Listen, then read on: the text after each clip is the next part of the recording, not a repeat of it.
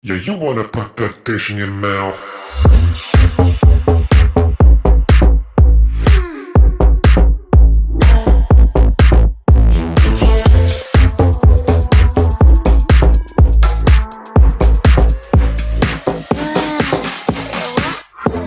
Wish you could slide into my mind and make me mine.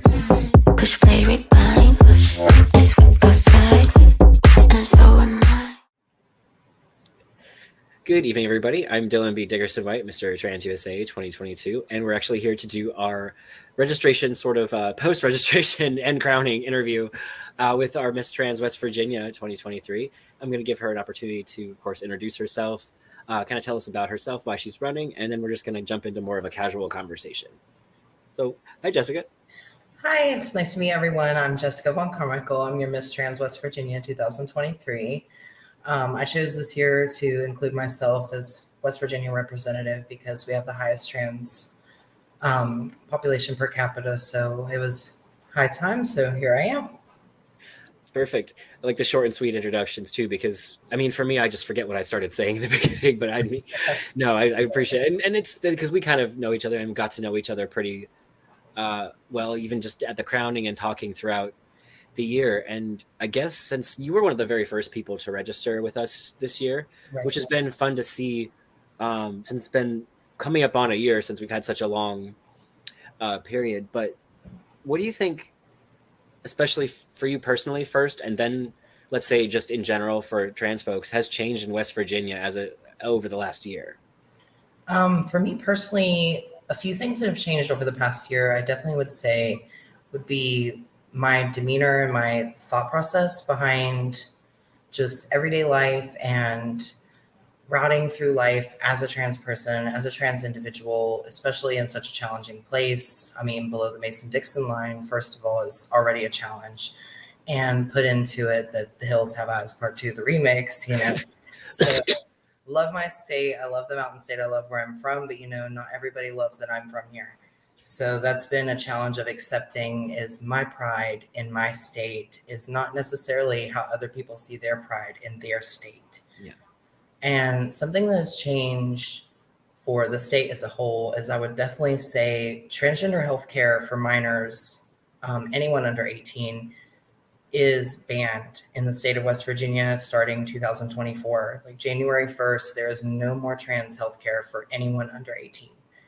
And that's something that I myself and several other sisters, brothers, and thems everywhere have fought against, and they succeeded. But you know what? We have a strong alliance with the ACLU of West Virginia, and they've been doing lawsuits and rollbacks and everything possible that they can do to make everyone understand that even though our lawmakers don't make us feel welcome, we are welcome.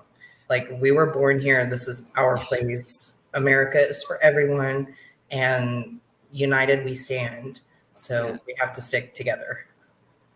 Yeah, and I'm glad you brought up to like that specific thing, because I think that we it's just the time it takes. And I know that with West Virginia in particular, that there are some places that this is going to be a lot easier than others. So I think that that's another kind of question, even within the state. I mean, obviously, we know across the country, trans folks in different states have different needs and different issues. But can you kind of speak to like some of the differences, let's say, between places like Morgantown or places like Clarksburg? Definitely. Yeah, there's a split and very diverse group of people across the entire state. And I've been blessed and ridiculed by living in very various parts of the state. And I've seen every walk of life. And sometimes the kindest and most accepting people are in the least most expected places. Yeah, that's one of the things that I found kind of too. Like some of the sweetest, most amazing people, and the most in-depth conversations you're going to have, you may not, but just by looking at that person or where they're from, expect that kind of thing. And I guess that kind of goes, people maybe not looking at us and thinking those conversations are going to happen either. So it's interesting. But For sure. I wanted to go back to all of this being super important, obviously, for why bringing Trans USA to West Virginia was important. But you kind of talked about it a little bit when you were at your crowning ceremony, and it has been a while. But you mentioned that this year in particular, bringing Trans USA for the first time for West Virginia was important, and I wanted you to maybe kind of speak on why and how that's going to be better important for our future there. Yes. So at my crowning, I actually spoke. My mother, who is a wonderful Black trans woman of color, she's my inspiration and an icon to me, and she's the epitome of strength. And what I want to see for everyone and myself in the community is just having that strength and that confidence that she exudes of just overcoming challenges that she was thrown, challenges that I myself as a trans woman may not have faced. So it's just piggybacking off of her strength and seeing her live her life. And being a pageant girl, she has been very indoctrinating in the pageant culture. And when I saw one of our fellow sisters, mind blank, but one of our representatives last year was someone who I was struck really close with, and she reached out to me whenever I reached out to her and was just like, look, just get with them and see what you can do. And it was my honor to be able to get everything started for myself and to get Avery Cochran involved, and just to be able to have this existence in our space, because pageantry is something that's held very near and dear here in West Virginia. And I feel like Mr. and Miss Trans USA is the bridge to West Virginia for our community, because our community here, and like a lot of other communities, is very split between drag and trans and kings, and just all these other identities are just not coinciding each other under the queer umbrella. Right. And I feel like that's a really good first step for us to gain some much needed respect and acknowledgement. You know what I mean? Yeah, and I mean, I've noticed personally, like you, both of you, but have been out there representing, you're doing all these different types of events and all these different types of fundraisers, and really just being out there advocating for the community. And I just kind of wanted to maybe, but I know them, but maybe you could give some examples of some of the places you've been, the things you've done over the last several months to a year as Miss Trans West Virginia. Yeah, absolutely. One of our first things that we were able to do was, I think it was actually right before our sashing and crowning ceremony, we were able to just get our sashes in the mail. And I contacted you guys, and we were able to go and make it for the Trans Day of Remembrance last year. And so that was super big. We were able to go to Huntington and speak at the Marshall University and just talk about our lives and talk about this system and everything that's being brought here. So that just being the first thing we got to do was already amazing. And flash forward to this past Pride Month, I went from an entertainer, excuse me, I went from an entertainer who last year had 3 bookings and 3 events where I was able to get my trans voice out there. And this year with this title, I was able to hold 9 different events throughout the state and attend 9 different events and spread the word and meet all these young trans people and just show them that, like, you have a voice, you are wanted, and you are really well revered by people who you may not see or feel right now. It's kind of hard, for some of them, and like the younger ones, you have to say, like, feeling so isolated and maybe not ever seeing that this is possible for them. Were there any of those young people, like, were any specific, let's say, moment you met somebody that stands out in your mind, or one of those that really struck you this year? Oh, absolutely. Myself and Nathan LaFontaine, who's a male entertainer here in West Virginia. He's wonderful trans man and drag king entertainer across West Virginia, super well respected. And we were actually both at Greenbrier Valley Pride, which is a very, very small pride on the border of Virginia and West Virginia. And super small town. We had our little hating fan club, watching the parade. But the thing that really stuck with me is that we had this group of really, really, really young kids. I mean, elementary school age kids. And they were all decked out. They had their flags tied and like their little capes. And they came up to us and they said, "Would you please sign our t-shirt?" And they literally just turned around and were like, "Will you sign our t-shirt?" That's And that was the sweetest thing to me, because just showing kids, especially this year, like we are not a danger to you, and showing parents, we are not a danger to your children. We want to show your children that they can be us, and they can be happy, and they can do all of these things that they want to do. yeah. And that just means more than anything. It really, really does. And I think that that is just one of our main goals, just not even just fighting for the issues, right? But like showing them that you can be a trans adult and be happy. Right. Like, That's the thing. and Like, it's not all sadness and despair and hateration. Like, you can come out here and look gorgeous and beautiful for a little while, you know? yeah, and just get together and have fun. And that's just being able to show people that. And that's why I wanted to just kind of thank you, like, and show people like, hey, we're out there doing these things, you know. But it's been so long since the beginning. I wanted to make sure we kind of reiterated some of the amazing things that you've been doing down there. Right. I really appreciate it. And yeah. of course, I've always been seeing the things that you and Marisol have been doing. They're so amazing. Like DC Pride, that's extreme. Like, that's amazing.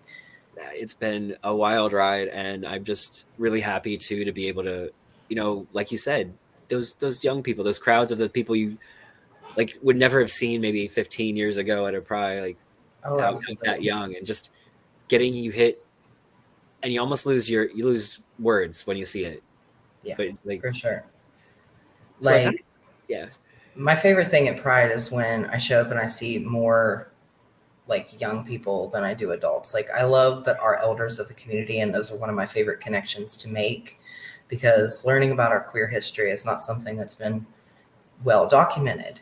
And so learning from our elders is so important. But my favorite thing is seeing a sea of young faces, and just having our select group of elders, you know, watching all the babies. But like, that's my thing. Like, the few years that I've been involved in prides, I've seen it like just explode into this movement for young people.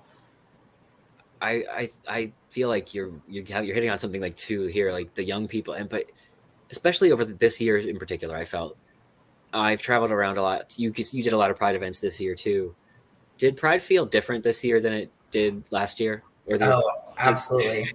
Like, Pride had some urgency to it this year. like there was an energy that was completely different everywhere we went. There the real meaning of it, and just it just kind of hit me everywhere. And I was wondering if that was just me or like Right.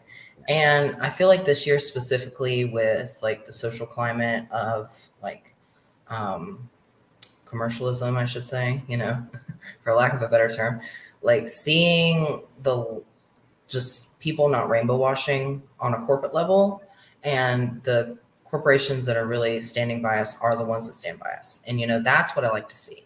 I don't want to see rainbows everywhere. I want to see rainbows where they belong, right. and rainbows of people who truly support us. Because it's when people are on the fence or people back down is whenever both sides get hurt. Yeah. You know, like the situation with Bud Light, you know, that was really unfortunate, because they had made a statement as a corporation to an individual and said, hey, we support you, we love that you support our product. And then backlash happened, and then the backlash was reiterated with backing down. So it's seeing corporations and just small businesses, especially, and people around us in our own very tight-knit communities sticking by us when the times get tough. That's how we know we're going to get through it, you know? Right. It's like that's the when you know who's really in your corner. Yeah, absolutely. It's been a lot of that this year too, and I think that you know it's kind of speaks to maybe another question we could jump off of. You know, given that a lot of these small businesses and organizations in our communities, like they already don't have a lot to work with sometimes. But how do you think that they might be able to support Trans USA, especially in West Virginia? And I've actually been trying to find a way on how to jump off on that question here locally within myself, is finding sponsorship here, even for our established organizations like Rainbow Pride of West Virginia. They're the biggest queer organization, nonprofit in the state. Like, this year, their level of corporate sponsors and even small businesses here around the state that are small businesses, but they're higher than mom and pops, like their numbers have just been able to start to get up. And it's one of those things where people here in West Virginia, it's finding a balance of being able to please everyone. Like that's our biggest problem here is everyone deserves to be happy, but sometimes you have to make decisions that aren't going to make everyone happy. And as a business owner, it's finding your identity as a business and who you support and who you want in your business. So I feel like that's the main problem on why we struggle in that department is with when it comes to monetary things, like people are very focused and driven on surviving. Right. And there's often not a lot left over, No. And if it is left over, they can't be parading around that they gave it to someone. You know what I mean? It's definitely that striking that balance, like you said. It's hard, but I think it's finding those ways, that are not always monetary. Maybe we know somebody that's really, really good at website design and can give us like half an hour of their time, or small things that like put a sign up in their business. Yeah, absolutely. Like, it's always those little things, and especially in smaller communities, I think that. But sometimes I feel like those are even bigger, because that sign maybe like definitely, somebody walks into that, then sees it, and then they can, help. But yeah, our small businesses here, like Lewisburg, West Virginia, specifically, where I host a monthly drag show, like we host a drag show in not a gay bar. And so, I mean, they're just having us there every single month, paying us to be there, appreciating the business that we bring them, and just having that mutual respect for business and also for people just is something that you really do find in smaller towns. And that small town specifically, Greenbrier Valley Pride works mainly out of that town. Almost every small business in the city center has pride flags, and every single one, So they're showing people that, hey, this is what we stand for. And if you don't like it, sorry, because we do. Hey, like you don't have to come in this door then. Yeah, like we are a private business. Yeah, that was actually going to be my next question, but then you kind of answered it already. So you were thinking ahead. I was going to ask why it's important to see stuff like that, but so I got to skip down to, maybe one of the sillier things on our list, because we have been having a heavy sort of conversation and it's important, but like the fact that we're also real people and we have these fun things that we do. So I'm sure a lot of people really know a couple of the questions I've been asking so far. And particularly for those folks who are entertainers, I like to ask this question because we asked the question of pet peeves in general, but for those of us who do entertain, I'm specifically asking about dressing room pet peeves. And I know we did get to talk about this when we were down there too. But do you have any ones that are just kind of like little things that annoy you about the dressing room, maybe without calling people out? Right, of course, No, I would just say my main one is there's always that person in a dressing room. You have this person and this person and this person. Everyone has their specific archetype. But I would say my biggest pet peeve in the dressing room is don't be the smelly queen. Don't be the stinky boy. Like let's get it together. Let's bathe, because if I can smell you in the dressing room, the patrons can when you're performing. When you're right there. Yeah. Absolutely. And but yeah, I would say that's definitely my biggest pet peeve is like poor personal hygiene. Yeah, especially in the summer. And I mean, as a person who like, I am very, very sweaty. You all learned this. Me too. I mean, hey, Big Mama's sweaty. I could be standing there and like, I will literally just have water dripping off of my face. So I have like all of the tools necessary, and my dry cleaning bills are very expensive. But, oh, absolutely. I mean, I'm to the point where half of the shows where I work at, they have showers in the dressing room. So it's fully shower before you paint, shower before you go home, shower when you get home. Because the humidity down in some places too in West Virginia, it can get pretty brutal. So yeah. Oh yeah. And a lot of these venues and stuff, it's like these backstage areas are dirty. Dirty and hot and cramped. And I mean, but on that, I think mine, like I've said, is and obviously certain people, if they are, let's say, the owner of the bar, but very random people in the dressing room that like not sure who you are, but I'm getting changed back here. Like, Yeah, my bits are out, and I'm Yeah. like, I don't know your name. Hi, how are you? it was like, yeah, because I don't know. That's like one of my, and especially when they're small, like there's not a lot of room to like do things. People that don't need to be there. That's my thing. Yeah. Speaking, I have another jumping on. What's the strangest like dressing room situation? Like, sometimes mine again is I had to actually dress in a bathroom stall because there was no dressing room and Oh, paint. yeah. So it's like the strangest one that you've had to encounter. Like, My strangest one would either be similar to yours, where there was no dressing room. So I was like, okay, bathroom. And I like have drunk people pounding the door down. I gotta pee. I gotta pee. And I'm like, well, too bad. I'm getting in drag. Do you like want to see the show? But the other one isn't my story, but it's actually a legend of a story from here in West Virginia. And it's actually circulated on TikTok as a story here lately by a famous entertainer. So don't know if it's the same story, but it does match up pretty well. So legend has it that a queen had had a little too much to drink and had went to the dressing room to cool off during the show. And, was feeling her oats a little sleepy.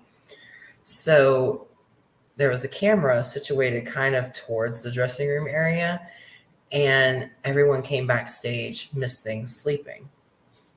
So as soon as the show starts back up,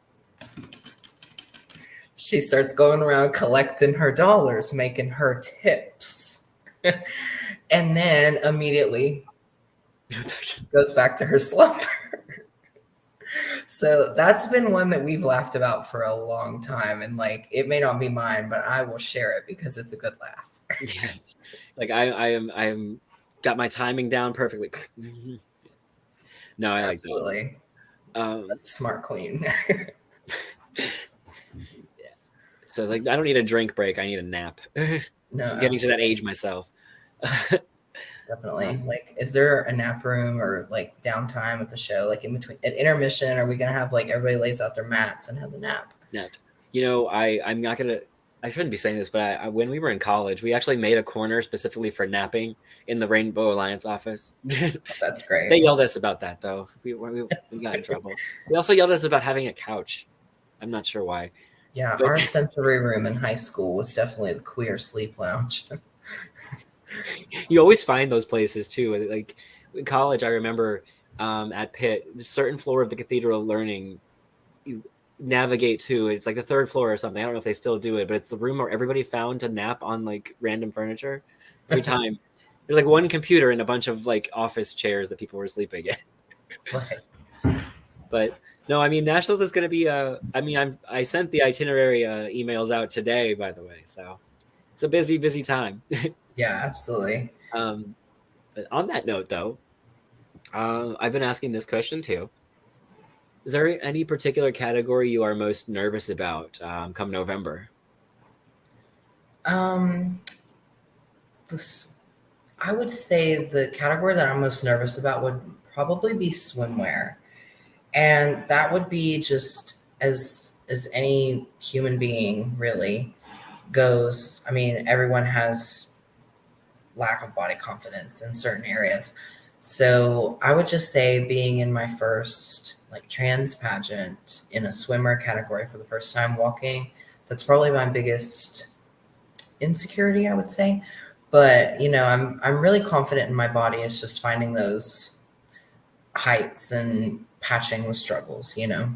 Yeah, and I mean, I'm with you. It was the one that was kind of like freaking me out the most. I'm not gonna lie. I went through 4 swimsuits. I cried when I was wearing like 3 of them. Then I went back to the first. It was a process that shouldn't have been such a process. But I realized like when I got there that every single person was kind of feeling the same thing. Yeah.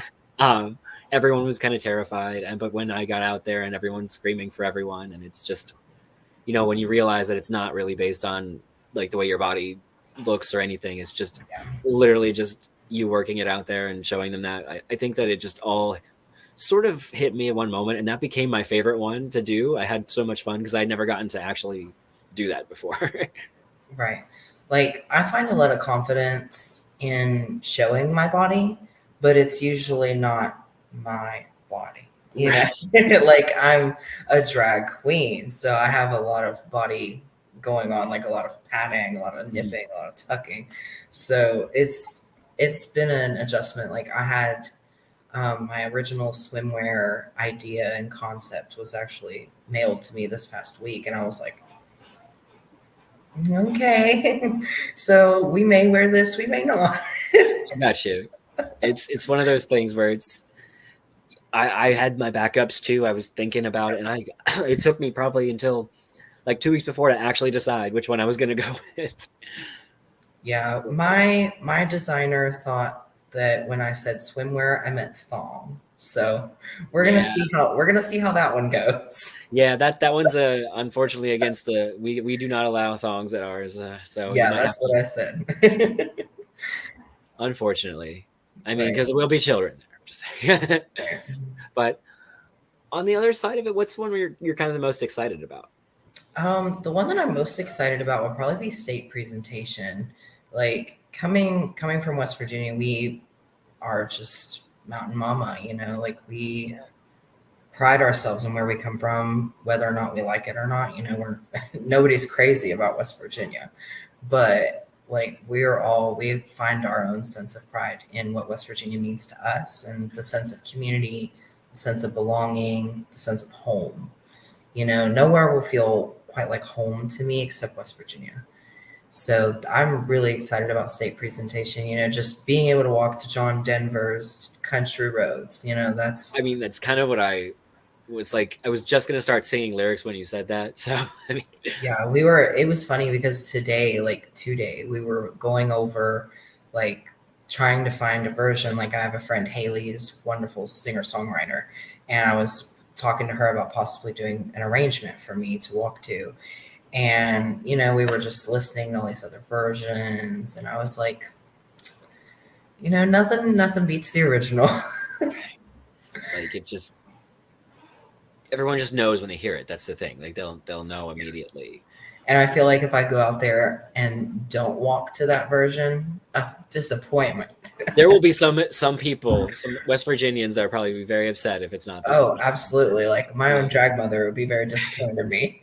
You know, and I mean, I'm thinking about what you're saying too, because having lived in West Virginia previously and just seeing a lot of the state. I wasn't even from there, but there is really that sense of pride amongst people there, and Absolutely. you know, I feel like queer West Virginians especially have their own like sub community of that as well. So I think that's gonna be really cool for everyone to see. Yeah, a few of the pride events that I went to were in like very, very small towns that have been kind of taken over by young queer folk. And I was like, I love this. I love this. Like restaurants, cafes, art galleries, like all these different things in these like nowhere towns. Right. And it's like, this is amazing. Like you guys have literally built your own little fortress. And I love that. It's kind of a testament too, because in the places you would least expect, again, you know, the community finding its ways to like not just survive but thrive, and like in spite of everything that's going on. Oh yeah. It's a pretty sweet thing. And it kind of leads me again into my second to last sort of question here. I mean, you kind of knew this one was coming, I think, because it's been my sort of motto on a lot. We talk about the phrase trans excellence, and you know that's another testament to that. The things you're doing, obviously down there, and just kind of what we're trying to showcase all year. So I think that I'd rather ask you personally what that phrase means to you. Like, what if you had to define that? What would it mean? Trans excellence to me personally, I would have to say, just mean living your most authentic and unapologetic self, and putting like copy and pasting that to your life and just going with it. You know, I will never apologize for how I feel internally as a woman. That's not something that I will ever apologize for to myself, even, you know. Yeah. And that was a big struggle of mine, was like, why do I feel this way? Why can't I just feel like myself? But, you know, that's who I am, you know. Being a trans person is part of my identity. And I would say that's trans excellence to me, is finding that understanding and confidence in yourself and loving your own transness. Yeah. No, I kind of like the way you put that together. Like, it's really just a personal thing. It's not anything that anybody else can define for you, and I think that's really important. Yeah. And kind of like that's I'm looking at the time here, and just I know we could go on that topic forever, and really just like go back and forth like we did in the dressing room and stuff. But it kind of helps me tie it all together with that experience, at the dressing room, all these experiences when we're interacting with each other. We talk about all the projects we want to do as advocates and things we want to actually get done for the community. But when we look at nationals, we're actually trying to ask everyone, if you could get one thing out of this experience for yourself personally, not give, but take something from it, what would it be? The one thing that I would take from this experience for me personally would be finding a sense of home and belonging inside of myself. Finding a confidence and a perseverance that'll keep me warm at night is something that I've really been searching for a lot in my life. And like I'm confident and I believe that I have this confidence, but I want in here to believe it too, Yeah, you wanna put that dish in your mouth.